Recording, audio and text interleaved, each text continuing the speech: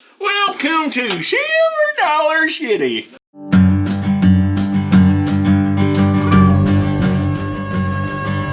That's farmer friend, singer-songwriter Lyal Strickland. And that's farmer friend and jack of all trades Chris Horn. And we're Those Tastebud Guys. And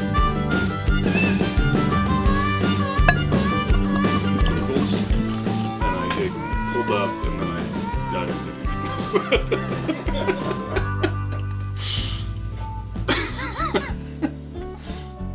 What in the world are we doing?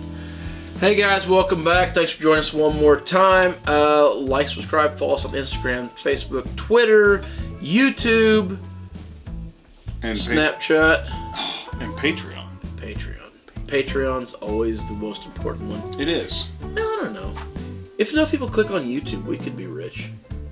We're not trying to get rich. We're trying to not go poor buying liquor. Wait, oh. That was the plan, wasn't it? All right. It was. That's the All whole fair goal enough. of the show, yeah. Give us a hand. We could use help buying liquor. The shelves, they empty out faster than you might want to believe. They do. But tonight, we have several donation bottles. We do. And this is our second of the night, and... But you're wearing something different. I am. I'm not. It's almost like I changed shirts. Hang around next episode. I'm going to steal one of his shirts, and then I'll wear what he was wearing this episode. I had to find the right hold. So, High West. This is one that I've had a couple of. Was highly recommended to me over the last 2 years, and so far I have not been super impressed. So these guys were super, super hot, and then... Also super expensive for the last year and a half. Very expensive. And then all of a sudden, they've kind of been quiet the last year or two, seems like. They're popping up in they're popping up in our grocery store. And I noticed the price was a little cheaper in our grocery store. Yeah. Which is not normal. Normally our grocery store is $5 a bottle higher. Yeah. Now, when I heard about High West, most of what I heard was about the big smoke one. Campfire. Yeah. Yep. Which would have been Which awesome. I've had. It would have been awesome had I not had Balcones Brimstone before, which is... That's fair. The smokiest of smoke. Which I've got another bottle of that coming. However, this is the High West Double Rye. I'm not sure that I've had the Double Rye. I have not. I had one of the other ones, but it wasn't the rye one. It was traditional whiskey. Mm-hmm. And I've had the Campfire, which I was slightly disappointed in. I do like a rye, though. A lot. So this one probably has the most potential of this is me going to be really liking it. Right up your alley. Yeah. So also another loaner bottle from our friend Jared. So that's pretty good. The nose is pretty good. It looks really good, even though it's a little bit Scotch-like. If you couldn't hear the nose looks really good. The third glass is for Jared. Couldn't hear my vocalization. Oh, wow, that's weird. Oh, I think it's good. Oh yeah, it's good. But it's like a... What in the world? That's weird. It's a rubbery, asphalty... There's this big... It smells like a not quite a paint, but there's definitely a few... No, it's spearmint. It's spearmint. How am I going for the horrible, descriptions, and you're going for, spearmint? That is the weirdest thing. It is, the most spearmint thing outside of, You don't smell rubber. AIM gum. Or like a plasticky, burnt plastic. Oh, that's all. Let me try it in this hand. With my pinky out. No, I don't. I smell fresh garden, spearmint. Wow. Slightest amount of wood. I don't get any bad smells off it, but it is a really weird smell. I love this smell. It's akin to a cap gun smell. That's sulfur, plasticky, rubbery. I have some very... That's so interesting to me. I have some very fond scent memories of toxic fumes in my childhood. One of my best friends in school, he grew mint around the edge of his house. I heard because it keeps ants and stuff out. But anyhow, he grew mint around the foundation of his house, and this was a smell that was always akin that I associated with him, and that's The nose is weird. I don't hate it. Don't get me wrong. That's just what it smells. I can't get over that. That's what I go back to, is that mint every time. Nope. It's whoa. What the hell? On the first blush, the nose is, well, unlike a lot of whiskeys where the nose is completely different from the taste. This is the nose, and then you take the first sip, and it's like, this is definitely what you're drinking. But then there's a second part, there's a second story, a second chapter to this that is maybe good. Okay. I'm going to agree with everything that you just said, except I still taste all the flavors that I expound. I don't taste any plastic, any sulfur. It is spearmint and dirt and garden scents. It's the world's most subjective whiskey. Yeah, I want to try it again. That is super interesting.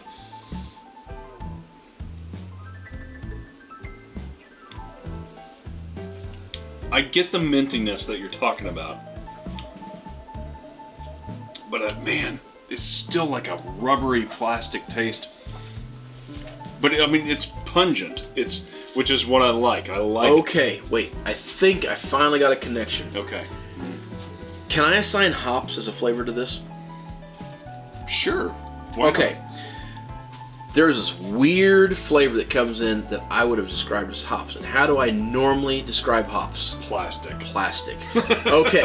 I think we finally come to the middle ground on this. It's definitely not hoppy.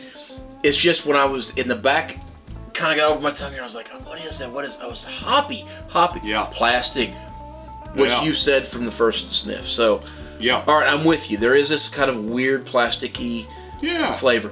But not in a bad way. Same as I say with the hops. It's not in a bad way.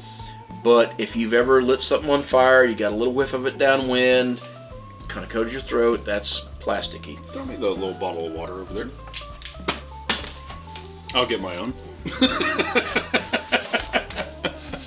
I don't play sports. I wanted to do that so long.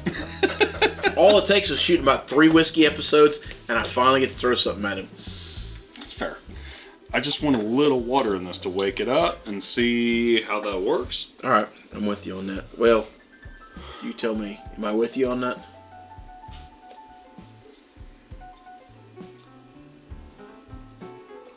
Yes. I wouldn't put much in. Okay.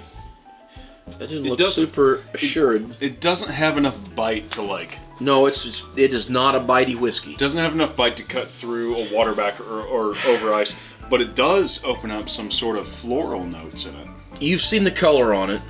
That's about how bitey it is. It's almost Scotch-esque when it comes to its intensity. That's fair. Which is not very much. I don't hate it, but I still think Whistle Pig for the rye is better. We drank some of the Whistle Pig 10 earlier today, and thus far I would give that one to you, but I would still say there's a lot better rye whiskeys out there. Yeah, but I think the Whistle Pig's better than this, at least for my tastes. I don't know if I can compare them. They're different. Altogether different. Yes, I would rather drink the Whistle Pig. Yeah. However, this is just kind of a different beast. It's unique, which I do like unique. Mm-hmm. Okay, the water was the right call. Okay, I might be rechanging my mind now. It almost makes it hotter, which almost never happens. It does away with the mintiness. Yes. And brings out the alcohol, Yeah. a little bit of floral notes. Yeah. Intensifies the wood that's not really there anyways, just a little bit. And it does away with that plasticky flavor. It does away with the plastic flavor. All right, just a drop of water, and it's probably where you want to be with this one. Or if you drink like us. Very small waterback or over a big old cube of ice that's not going to melt. Hey, you know what? I got yelled at for leaving. Where'd the lid go? I got yelled at for leaving the lid off of tequila. Thanks, guy. Was that the humidor? It was, actually. I got yelled. I wish I could remember who it was. Somebody yelled at me for leaving the lid off the humidor for all the episodes. I mean, if you're going to down a bottle. I'm sorry. It's a pretty good bottle. It was pretty good. And the price point's not bad. Price point on this one, did we say? I want to say, I'm going to take a wild guess and say $40, $50. Oh, I'm going to say 60. Down? Really? Jared's giving us We're a getting signal. this number from it. All right. What is it, you know? Off camera. 45. 35. Well, okay. Oh, that I've just got makes it. it I was going to say, I've got a different opinion of this now. So, for 35, I would buy this over the Whistle Pig. Yeah. Oh, totally. Well, the Whistle Pig 10 is 40 plus. About $40. And I would say these are on par with the Whistle Sure. Pig. I would prefer the Whistle Pig, but for an extra $10 a bottle, yeah, I mean, There's still several ryes I like better than this one. I wouldn't even tell you this one was a rye, other than, I guess there is that hint of rye flavor in the back of it, Yeah. but it's not a predominant note. No. So.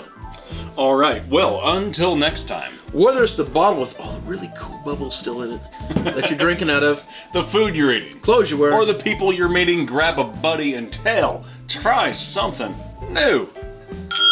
Did I just say hail? I don't know what you said.